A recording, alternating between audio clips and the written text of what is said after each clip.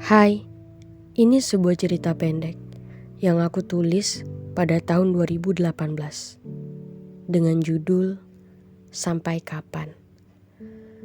Aku muak dengan kerinduan, aku benci dengan kegelisahan yang datang. Aku mengalah demi jarak yang kau ciptakan. Masih adakah harapan? Lalu sampai kapan? Mereka tak pernah mendekat menjadikan kisah sebagai hal terindah dalam ukiran goresan kenangan. Bahkan, mereka juga tak pernah menciptakan sebuah perpisahan dengan jarak ribuan kilometer. Dan itu sebelumnya. Kasih, yang terjadi sekarang semua tak sama. Sawal hadir dengan berjuta kenangan yang tentunya tak pernah diketahui.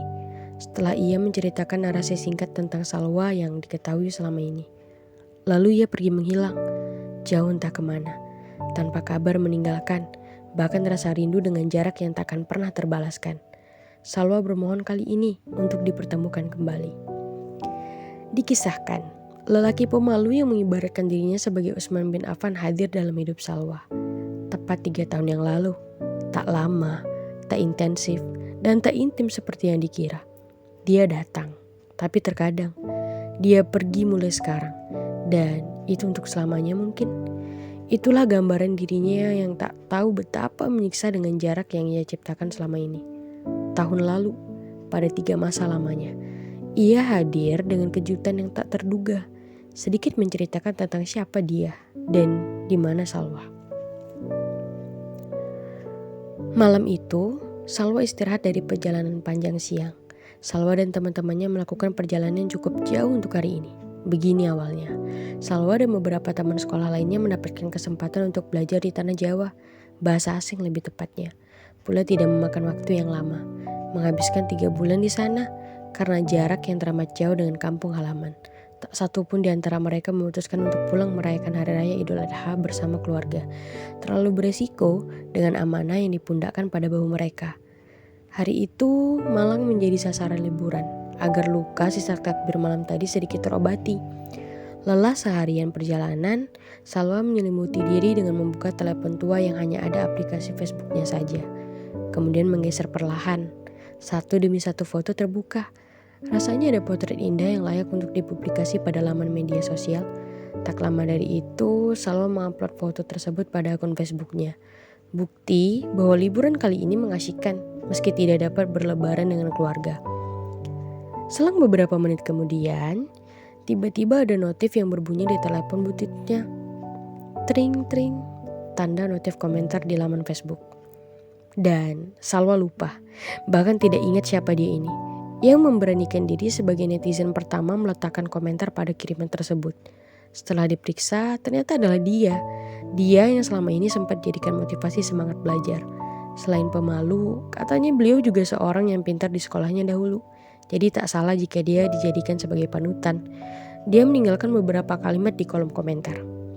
Wih, keren, sekarang lagi di Malang tah?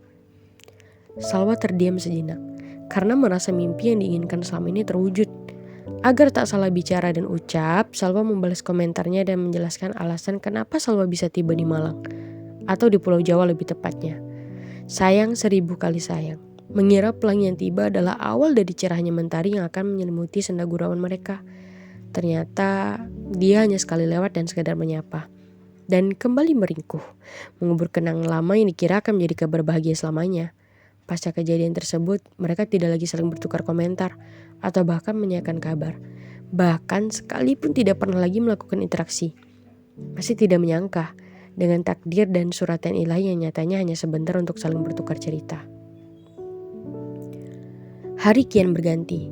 Rasanya waktu semakin cepat berlalu. Salwa kembali ke tanah kampung kelahiran untuk berbagi kenangan dan kisah serunya menuntut ilmu di Pulau Jawa. Di sela-sela berbagi kisah, alih-alih ada pertanyaan yang membuatnya tertawa geli dilontarkan oleh seorang teman. Dia bertanya tanpa rasa malu. Apakah engkau menemukan seseorang yang menggetarkan jiwamu di sana? Salwa dan beberapa teman lainnya tertawa melihat antusiasnya dia menanyakan soal asmara dan virus merah jambu yang tak pernah sedikit pun dimasukkan dalam rencana perjalanan di Pulau Jawa. Salwa berhenti sejenak dari cekikikan dan menjawab pertanyaannya. Apa yang kau tanyakan ini? Kau tahu aku kan? Aku adalah gadis yang susah jatuh hati. Bahkan untuk membuka hati saja aku tak mau. Kenapa kau masih mempertanyakan hal mustahil yang terjadi padaku? Dia kembali bergumam dengan pernyataan yang membuat Salwa tertohok dan membenarkannya. Kau kenapa? Masih mengharapkannya? Dia yang sempat menjadi alur gelora di dalam jiwa. Dengan segunung harapan yang kau bangun yang bahkan kau tak tahu keberadaannya. Termasuk bersama siapa ia sedang jatuh cinta sekarang. Berhentilah, beranjaklah, tinggalkan apa yang dirasakan jika tidak akan pernah tercapai. Salwa marah, emosi memuncak dengan genggaman tangan yang hampir lepas tepat di wajah temannya. Tak tahu entah mengapa Salwa merasa emosi ketika ada yang membatasinya untuk mencintainya. Dialah senior Salwa. Tidak tahu sejak kapan mulai tertarik, karena yang Salwa tahu hanya menjadikannya sekedar panutan dalam belajar. Seiring waktu yang berlalu, panutan semu beralih menjadi rasa suka yang memuncak. Akan tetap dapat dipastikan sampai ia tahu bahwa Salwa di sini dengan segunung harapan yang masih ragu dan membisu. Salwa dan dirinya pernah terlibat pada sekolah yang sama dahulu. Ya, waktu itu di sekolah dasar. Mereka pernah menetap pada sekolah yang sama. Tapi posisinya dia adalah senior 2 tahun di atas Salwa. Semua bermula dari pembagian laporan hasil pembelajaran akhir. Dia maju di depan dengan posisi juara 3. Sejak itulah menjadikannya sebagai idaman dan panutan. Terlebih beliau berasal dari keluarga yang baik pula. Padahal masih banyak siswa yang jauh lebih pintar darinya. Tapi ada hal lain yang membuat Salwa tertarik akan dirinya. Tak hanya di sekolah dasar, Salwa kembali dipertemukan pada sekolah tingkat menengah pertama yang sama. Posisinya pun saat itu Salwa menjadi pelajar baru. Beliau sudah di kelas 3. Makin tipis waktu untuk mengetahui tentangnya yang tak seberapa penting di mata orang-orang. Setelah masa sekolah menengah pertama berakhir, mereka tak lagi sedetik pun dipertemukan. Saat menyambut sekolah menengah atas pun harus berseberangan. Sekolah mereka tak lagi sama. Disinilah Salwa mulai mengubur impian yang telah lama terpendam. Tapi salah. Hal yang tidak disangka tiba-tiba saja menghampiri tanpa undangan resmi ataupun bahkan jemputan pasti. Kakaknya bernama Nisa, mengajar di sekolah Salwa sebagai guru. Rasa penasaran akan dirinya kembali hadir dengan keberadaan kakaknya. Siang itu jam istirahat. Salwa menanyakan suatu hal yang tak semestinya kepada guru tersebut. Bu Nisa, adik ibu di mana sekarang?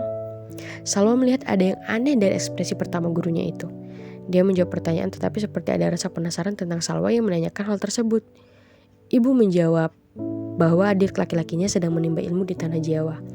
Di salah satu universitas swasta lebih tepatnya, jurusan teknik industri. Informasi tersebut sebenarnya sudah cukup, tinggal gerak tindak mencari tahu keberadaannya sendiri. Sebenarnya kening Salwa agak mengkerut saat mendengar bahwa beliau di teknik industri. Ia mengira bahwa dia akan menjadi seorang ustadz atau bahkan melakukan pengabdian di pondok pesantren. Ternyata ada hal lain yang lebih aneh dari dirinya. Karena yang Salwa tahu, beliau adalah lentera iman. Iya, belum lagi saat beliau pernah menjadi ketua rohis di waktu sekolahnya dulu.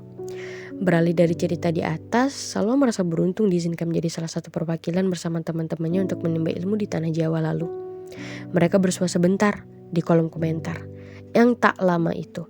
Setidaknya melepaskan rasa kekaguman yang lalu-lalu, meski tak terluahkan semua. Sehabis kisah bersautan di kolom komentar tersebut, kemudian membiarkan ia lalu bersama kenangan yang diciptakan. Setahun kemudian, Salwa lolos dari sekolah menengah atas. Inilah saat dilema untuk menentukan hendak kemana, karena tidak dapat izin menimba ilmu di tanah Jawa, karena dirasa anak perempuan pertama, maka teramat berat bagi orang tua. Salwa melanjutkan pendidikan di universitas negeri ternama di provinsinya. Semakin peralihan usia, sebenarnya semakin mengarah ke depan, terlebih lagi soal hati yang tak pernah tersampaikan ini. Kenapa lagi? Apakah hanya singgah sebentar?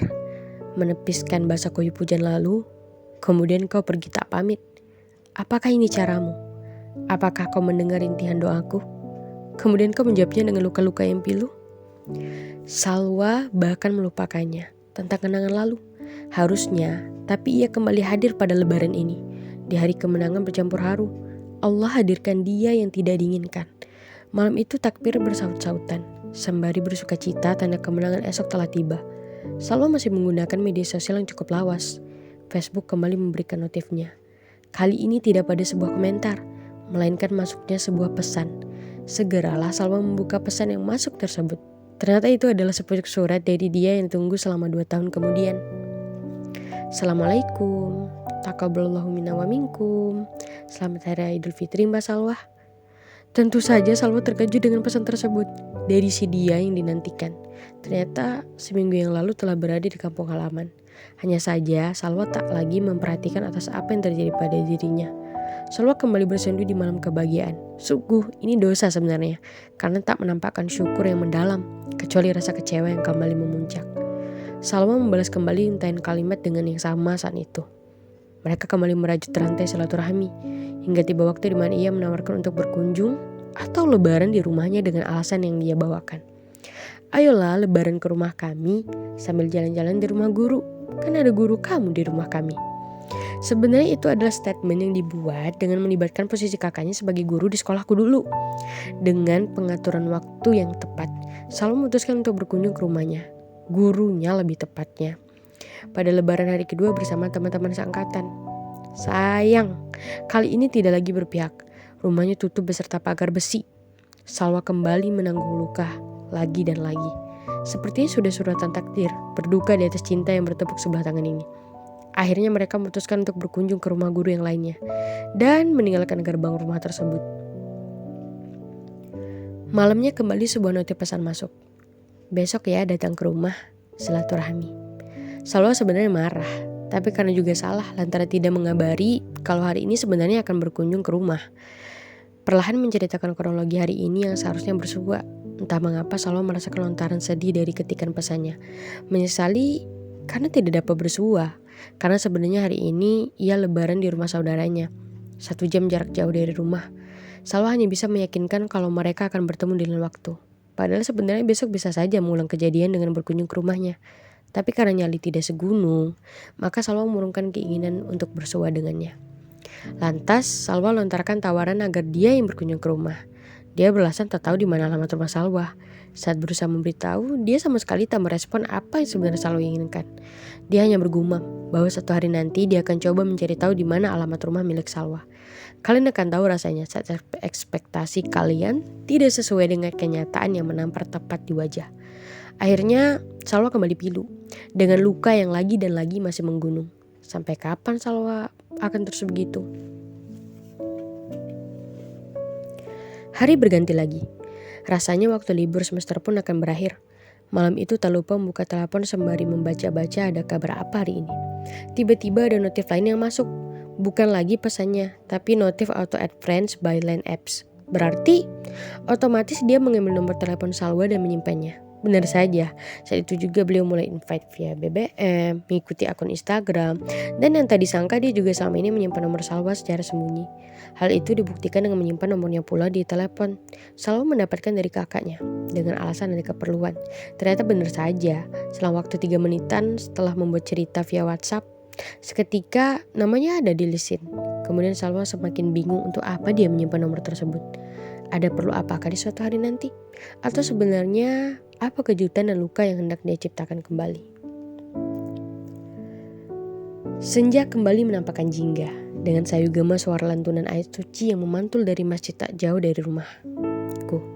Kembali merenung, akankah cinta yang kupertahankan ini terbalaskan? Akankah tersampaikan meski tak berujung pada pelaminan? Benar saja. Siapapun akan menganggap Salwa adalah seorang putri yang sedang luka dengan cinta yang digenggamnya. Begitulah sebenarnya, masih tidak beranjak, percaya pada cinta pertama yang telah meluluhlantahkan hatinya. Meski hati selalu terusik dengan perangainya, dengan cinta yang tidak akan pernah tersampaikan sebenarnya. Sore itu menjadi hari terakhir untuk melingkari setiap sudut jalan kampung halaman. Saat hendak menuju jalan pulang, tak sengaja Salwa melihat duduk di kursi kayu. Ya, dia, dengan raut wajah yang sedikit sendu. Entah mengapa rasanya pelangi yang tak bersisa kemarin hadir kembali di dalam hidup dan kisah Salwa. Dia yang menjadi bayangan seakan terpampang nyata di depan mata. Meski dia tak pernah menoleh sedikit pun ke arah Salwa. Ada yang ingin disampaikan kepadanya. Tentang rindu dengan jarak yang ada. Tentang rasa kagum yang berujung suka. Tapi hanya tak punya nyali untuk itu. 2 hari kemudian dia kembali hadir dengan lontaran pesan bahwa esok pagi dia akan pulang kembali ke Malang. Padahal tak sedikit pun selalu menanyakan. Tapi dia telah mengabari terlebih dahulu pagi subuh itu. Dengan rasa takut yang mendalam, Salwa kembali menjadikan sore itu untuk kesempatan terakhir bersua dengannya. Setidaknya berusaha, tak hanya berkeluh kesah dengan lantunan doa. Salwa melingkari rumahnya sebanyak 2 kali, tapi rasanya tak sedikit pun terlihat tanda-tanda keberadaannya di sana. Salwa masih tak puas tentang apakah dia tak duduk di luar sekali lagi. hanya untuk menikmati sejuknya desa untuk terakhir kali pada semester ini. Berhentilah, cukup. Aku sudah lelah. Hadirmu memang sebuah luka bagiku. Tak ada haru yang bahagia selain sendu dan lagi merindu. Aku tak mampu memenuhi rindu yang tak pasti ini. Setiba di rumah, dari perjalanan panjang yang tak pasti, tiba-tiba nada lagi berdering kali ini. Dan itu benar saja darinya. Assalamualaikum, maaf ya, kami pulang dulu sore ini. Semoga bertemu dengan waktu. Rasanya ingin berlari menemuinya, tapi sayang, kembali lagi ia memberitahu akan satu hal yang sebenarnya sangat tidak mengharapkan Salwa mengatakannya. Salwa cukup terluka akankah lagi? Dia kembali mengatakan, kami udah di Surabaya, 3 jam lagi tiba di Malang. Salwa sendu dengan hujan yang tiba-tiba turun dari pelupuk mata. Dia kenapa? Dia bilang besok pagi, kenapa hari ini? Dia tak puas membuat luka. Salwa yang tak kuasa menanyakan kenapa pulang sore ini bukan besok pagi. Atau bahkan Sawalah yang tak kuasa mendengarkan cerita tentang Salwa yang antusias ingin bertemu dengannya untuk terakhir kalinya pada semester dan sore ini. Kemudian Salwa hanya sedikit menyatakan kalimat, oh sore ini ya pulangnya. Hati-hati, selamat sampai tujuan. Dengan rasa yang tak malu lagi, Salwa tanyakan satu hal yang teramat penting sebenarnya. Kapan pulang ke kampung halaman kembali?